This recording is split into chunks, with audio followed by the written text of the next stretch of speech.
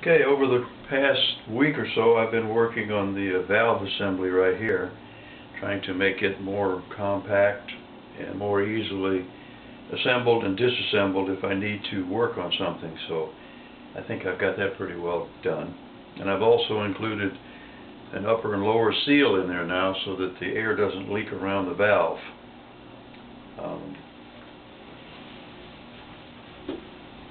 I think the prototype is pretty well complete as far as what I need to do to make sure that it works and does what I want it to do.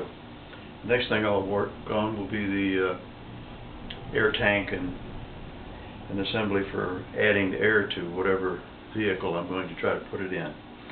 But it works pretty fair so far.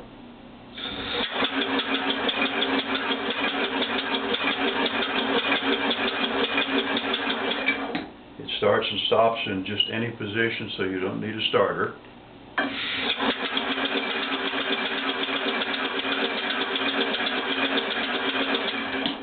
I'm running at probably 110 psi, and it's pretty responsive in starting and stopping. I don't know what the torque will be yet, but it will have a fair amount of torque, I'm sure.